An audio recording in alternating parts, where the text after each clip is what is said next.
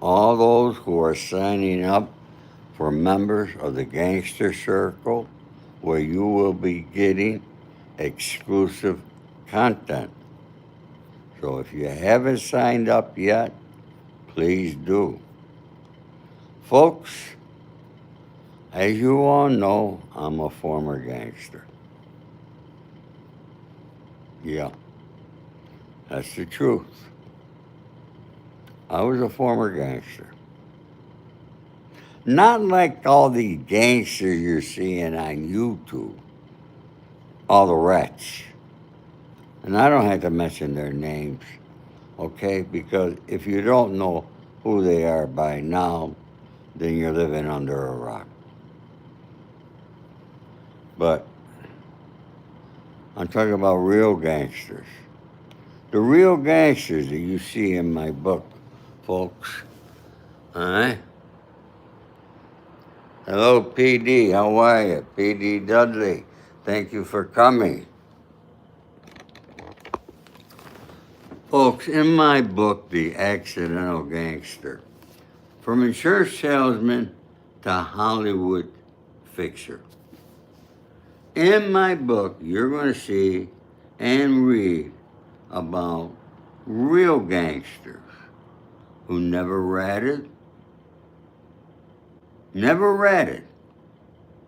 These are guys that you would never, ever, if alive today, you would never see them out in the public. I'm talking people like Frank Costello, Carlo Marcello, Russell Buffalino.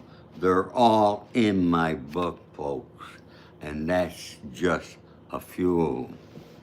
Another one I should mention, Sonny Franchise. Sonny Franchise was a real gangster to the day he passed away. Not like all these other rats that you see and you believe that you see on YouTube. Those are the kind of gangsters I'm talking. People like Tommy Karate Patera, doing life in Big Sandy. Vic Arena, doing life. Then I go on and on and on.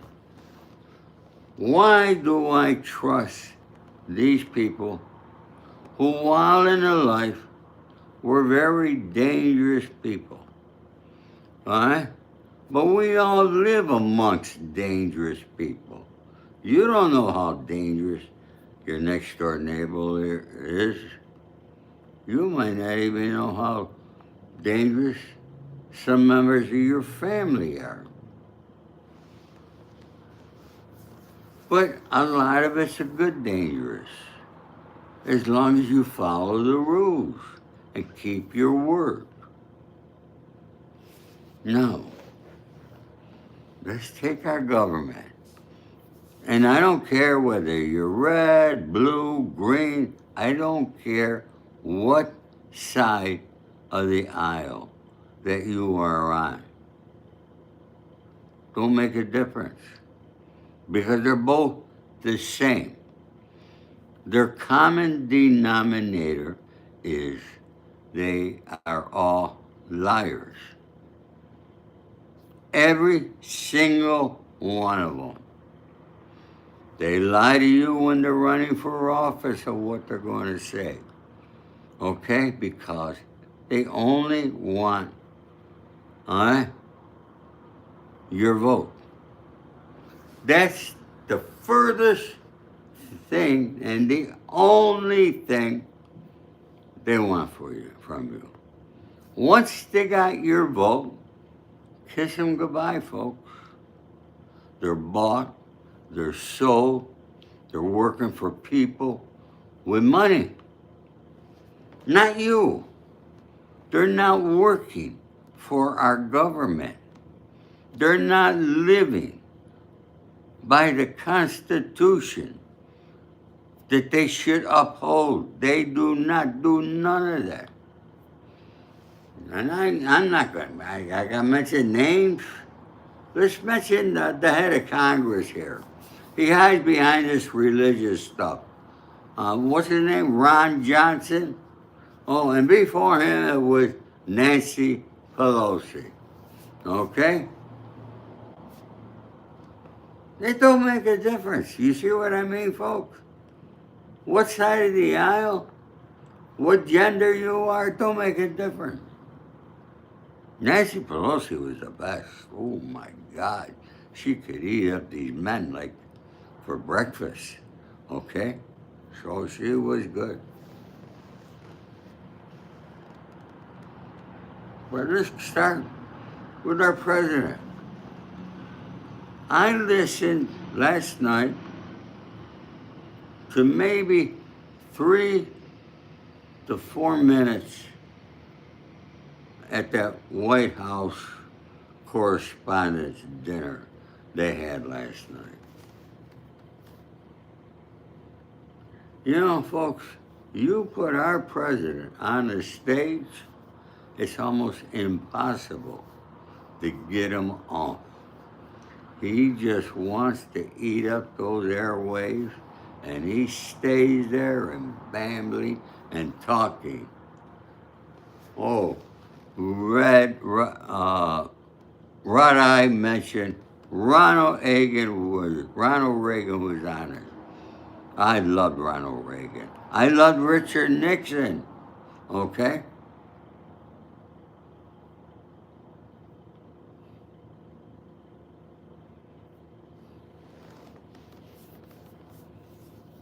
And I'll tell you a story about Ronald Reagan.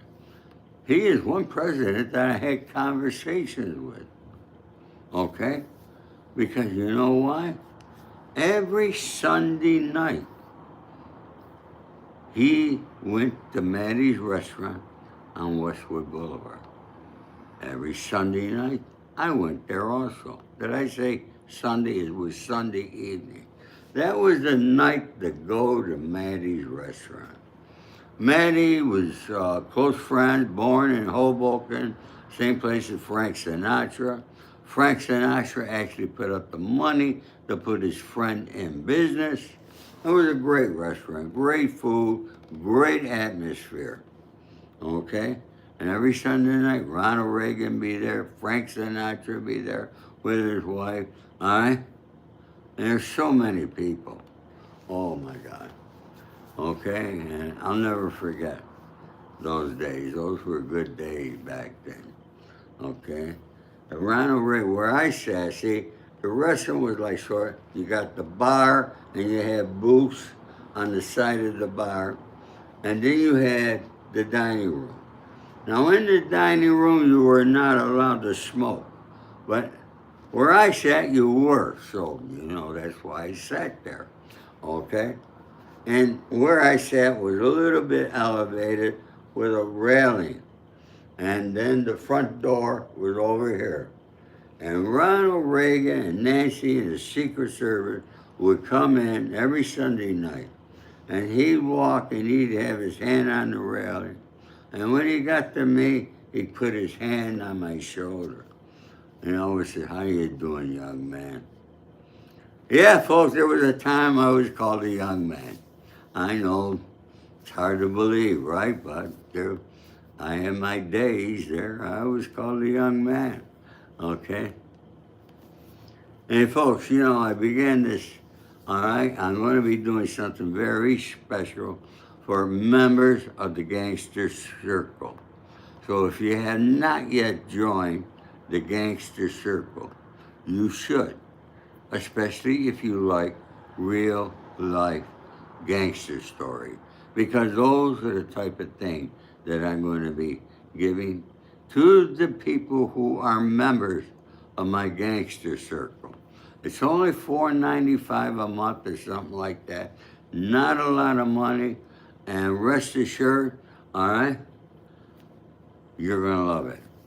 Lion says, chill out. Now, see, now, why do we have disrespectful people? And he wants to call himself Lions for Lambs. What? That's somebody I'm talking about Alright? Who would never survive in the life that I once lived. And you know why? Because he has no respect. I could bet my life that he listens to all the red shows. You hear from me, Lion? Okay. If I say anything negative, huh? Oh, I'm sorry. I'm sorry, Lion. All right. Thank you, Mandy. I should keep my mouth shut. I apologize what I said about you. Okay? Yeah. Oh boy. Leroy hit the real buttons right there. The Rothschilds, the Waltons, the Rockefeller. Boom. You got it, buddy. You're absolutely correct. All of them control our government, plus a lot more. Okay? If you got money, you can get whatever you want from this government you want. This administration, you can go on the streets, unalive 100 people. As long as you got the money, they won't indict you. Okay? Richard, how are you? Huh? You got my book a year ago. I want to thank Richard Harpus here. Am I saying it correctly? Okay. I want to thank him, and I want to thank everybody else. Young man named Ron from Pennsylvania, all right, who just purchased an autographed copy. Folks, I want to thank all of you who have purchased my book.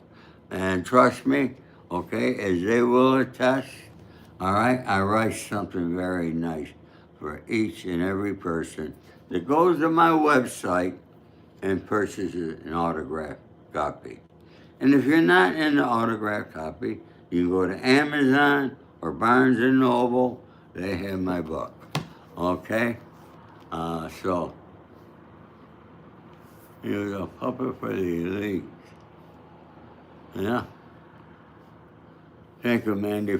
Mandy just posted my website, folks, for those who you, okay? And keep hitting that like button. And folks, if you're new here and have not subscribed yet, please do. Jon Snow, Pakistan is the principal nation of the world. You know what? I'm wondering why Pakistan is doing the negotiation on the Iran deal for the Iranians. And I'm also wondering why Jared Kushner and Steve Witkoff. Jared Kushner is Donald Trump's son-in-law, and Witkoff is one of his best friends. Why are they negotiating peace in the Ukraine and in Iran? And then, let me ask you this question. Why, when they're in negotiations, Jared Kushner picks up the phone and calls Bibi Netanyahu? Why? Why isn't he calling Trump? See, that little thing, maybe a lot of you skip over it, okay? But that shows you where the power lies. It's not with Trump, who wants to brag and boast and all that stuff, okay? The power's with Bibi Netanyahu. We got a lot of very intelligent people here today. I must say these, all right? These, Fred, I don't care what his IQ is, or Jared Kushner.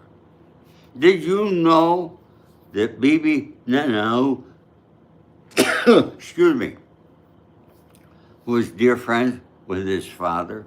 Did you know that when he visited New York, that he stayed with the Kushner family home and their home in New Jersey? Do you know that he has known Jared Kushner since he was a little boy? Did you know that? So don't tell me about Jared's IQ, all right? That has nothing to do with the illegal things that they are doing and getting away with, okay?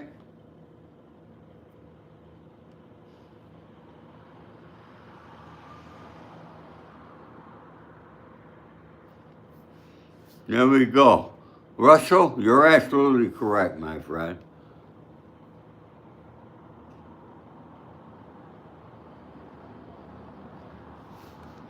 Well, he picked the political field because of his father-in-law. Okay? That's enough about him. Okay?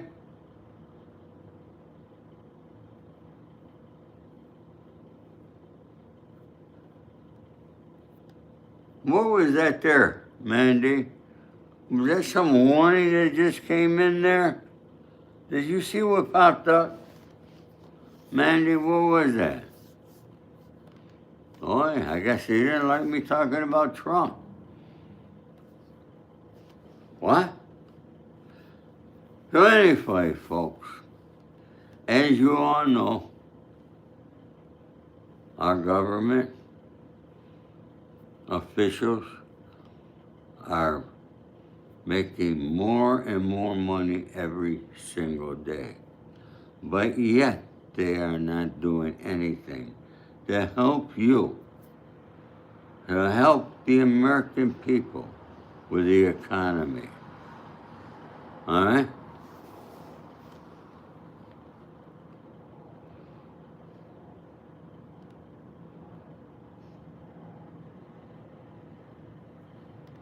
Nancy Flower, you love my book. Thank you. I want to thank all of you once again who have purchased my book. All right, God bless you all. Okay, my book is available on my website. Okay, and I want to thank all of you who are joining up, signed up. Nancy Flowers just did the other day. She joined the Gangster Circle, and I'm going to be posting something special for them today that I don't put here. So, folks like that stuff, join the Gangster Circle. We got a lot going on in this world, folks. A lot of stuff. We are in such a turmoil. In my 81 years on this earth, I have never seen it so bad. You know, and I tell you folks to be kind, be nice to others, and stay positive, but I thoroughly understand. Our government makes it tougher for us each and every day. Each and every day. They don't do nothing for us. They don't have the time of day for us.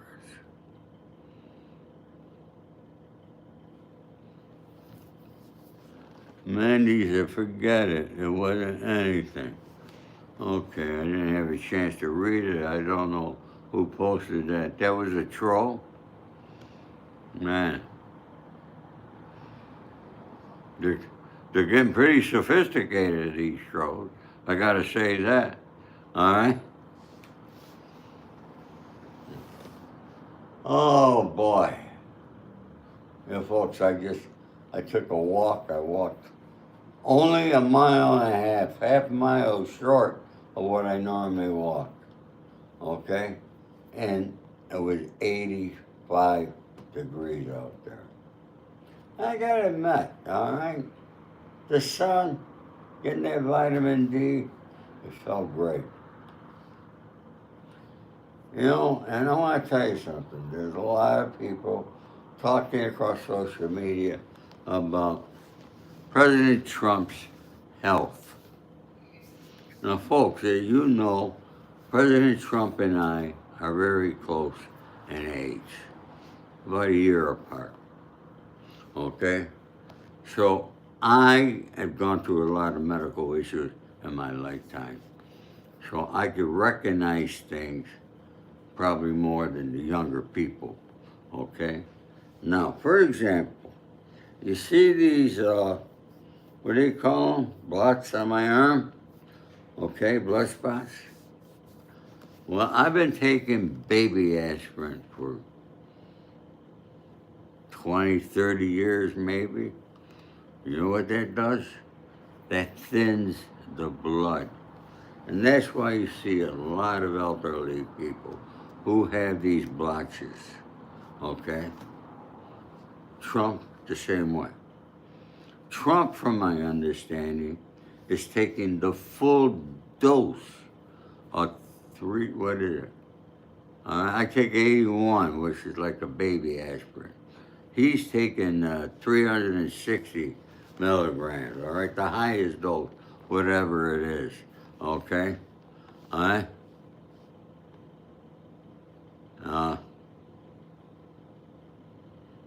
His legs are swollen. I've had problems when my legs were swollen. And I could tell you, that comes from your circulation, from the heart. Okay? So Trump does have some medical issues. Now, obviously, you don't see Trump out there riding a bicycle. You don't see him walking every day, lifting weights or none of that stuff. He does play golf, okay? But really, how much exercise is that really? Okay? Because he's on the cart till he gets to his hole, hits the ball on the cart to the next hole. So there's really not a whole lot of exercise in his life. So, and I looked at his skin last night, all right? They had some close-ups of his face. And it didn't look good, folks. And you know, I'm sure there's time that you see me and you looked at my face and I didn't look too good, okay? Okay, because getting old, everybody is different. But I got Freddie wants to know, how many girls have you got with before? Freddie, I cannot even count them. I can't count that high, okay? I lived a hell of a life, no question. And I don't care what city I was in.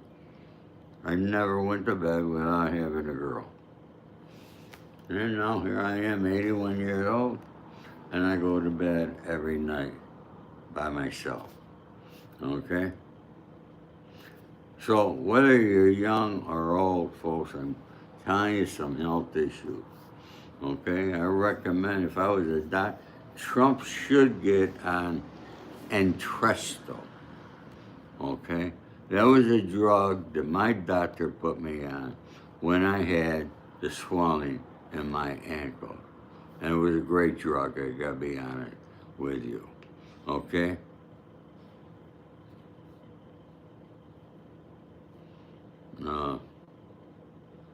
Fred, I voted for Trump. I tell people every day, I voted for Trump. I was just on the phone before I did this here with a big Hollywood executive. I let him know, all right? I said I could not vote for Kamala. This is a Hollywood guy, all right, who hates Trump. Guess what he said? He could not vote for Kamala either, okay? So folks, our elections come down to the point that we're not giving good choices anymore. When's the last time we had a good choice of who was running for president? I can't even remember, okay? Come on, somebody, leave me a comment, all right? There's my dear friend Wanderer. How are you, honey? Great to see you. All right? Thank you, Ben, telling them to listen to me. All right, that what you're doing, buddy? I appreciate that there. And, you know, folks, how many of you feel the same way that I do? That we cannot trust these people in the Congress, in the Senate, or in the White House? Come on, leave me a comment. Tell me. I want to know how many of you feel the same way.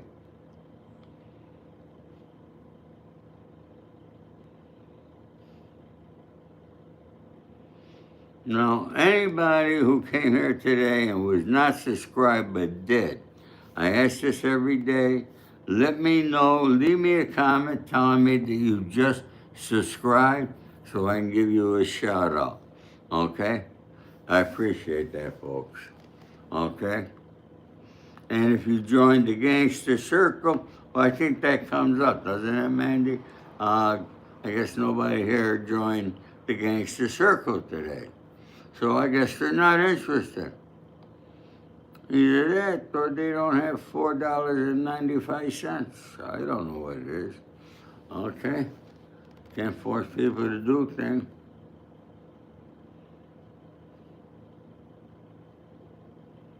So Fred, I hope that answers your question. Okay? Anybody else here have any questions? All right? And folks, we're at 49 likes. Not too shabby. Who's going to be the 50th one here?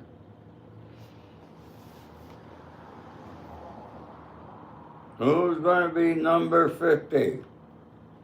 Come on, bring me over to the top. All right, somebody, who was that? Who hit that like button and brought me over? Let me know, okay? Boy, people are not leaving comments today, Mandy. Huh? Yeah, Freddie asked respectfully. Yeah. Huh?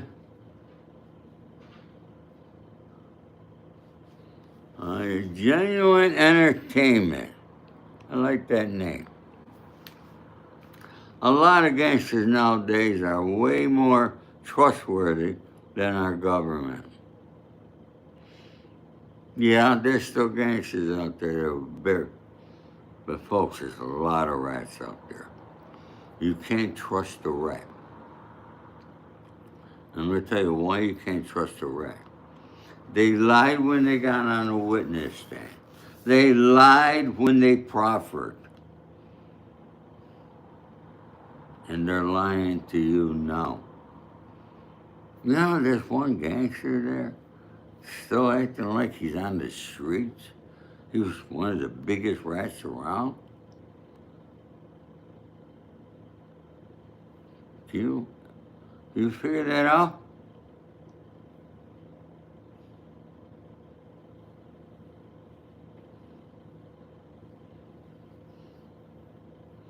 And Teddy Persico, they say he's allegedly the head of the Colombo crime family.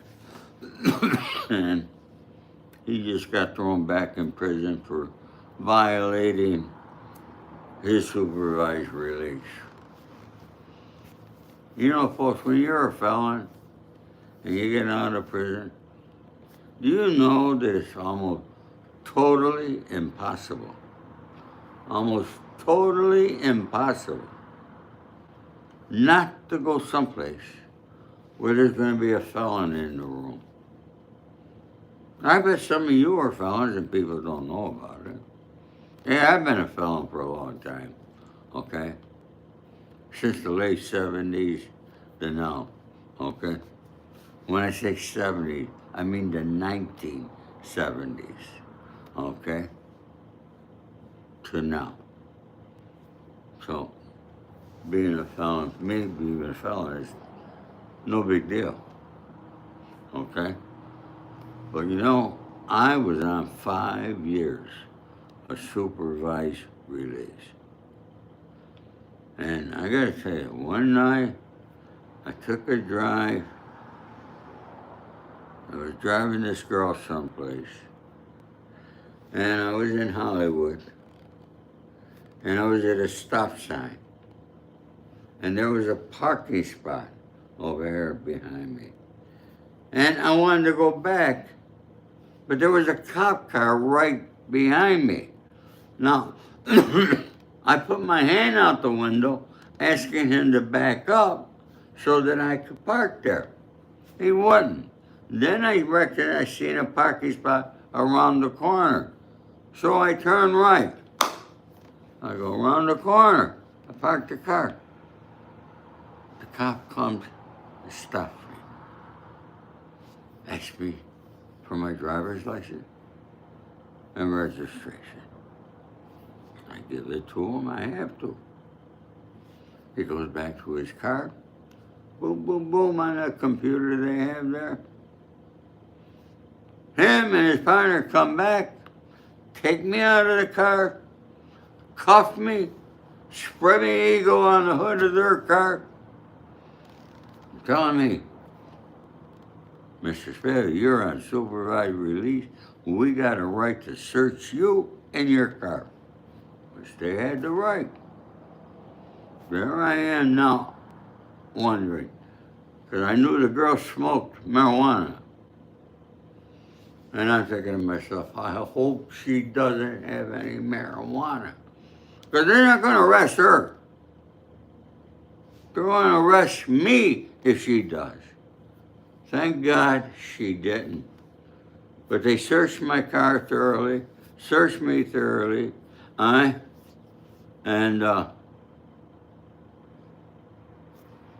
let me go. But that's the kind of life people, after that, I said, I'm not going out no more. I can go into a restaurant. Be a guy sitting at the bar, I can go to the table, he could be a felon. I walk by him. He might say hello to me. Is that a violation? To the government it is. Okay?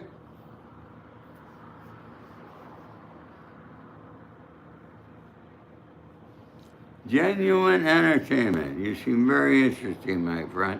Thank you for coming here. I hope you subscribe to my channel and hit that like button and join the Gangster Circle. You're going to love what's going to be coming. All right, Judith, thank you so much.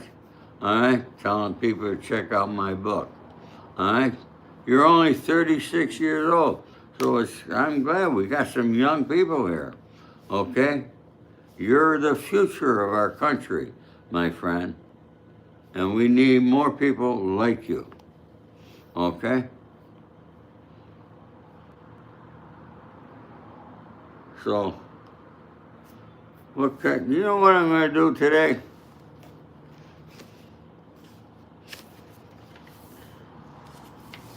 I'm going to read first a couple pages of my book for you.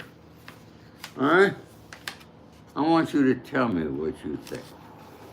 Does it get your interest up immediately? All right?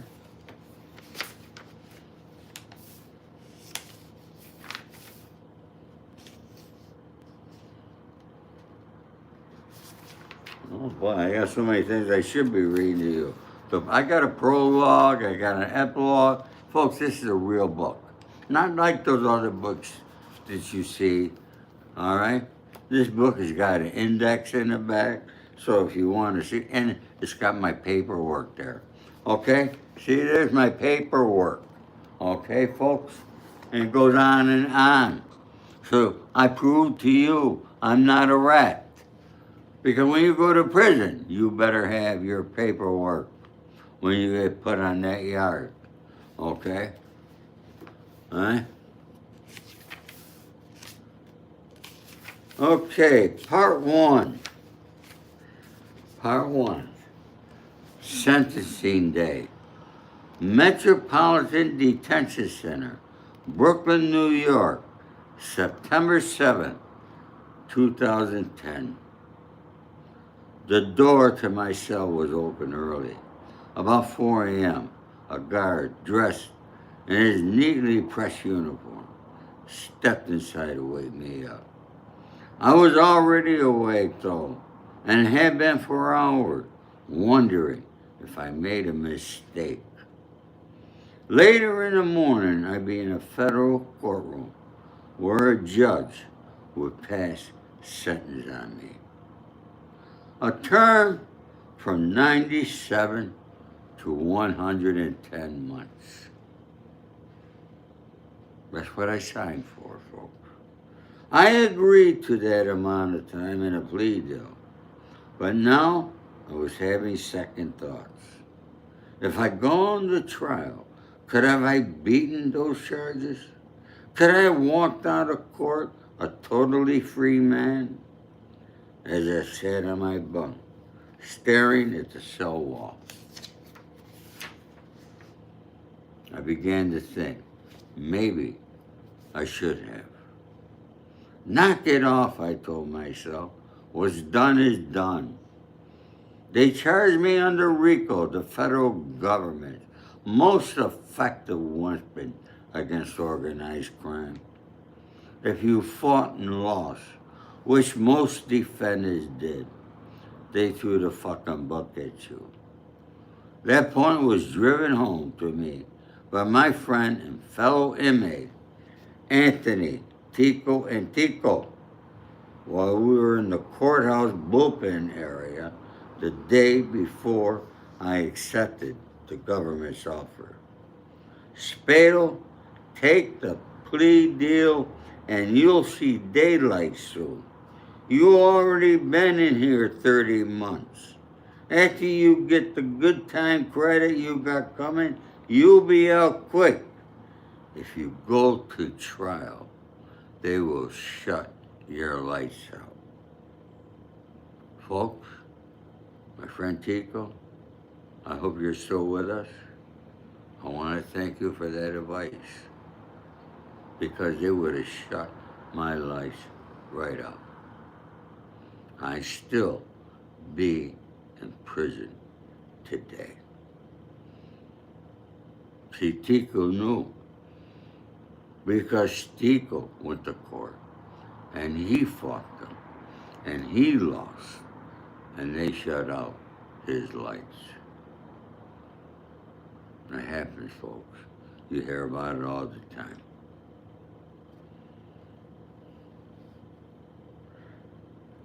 After showering and dressing in my olive-colored jumpsuit, I grabbed my cup, went down to the first floor of my tier, and fixed myself a coffee.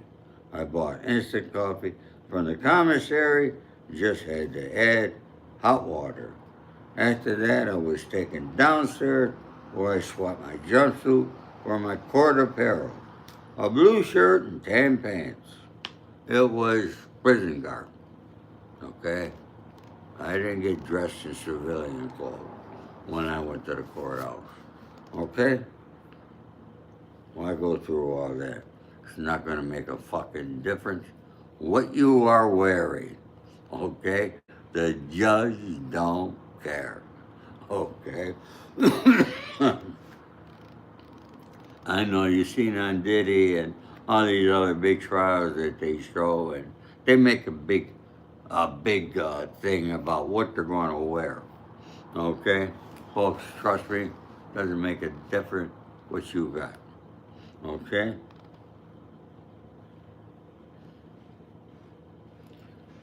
Securely chained, the marshals put me and another inmate going to court on the prison bus for the trip to the federal courthouse in Brooklyn.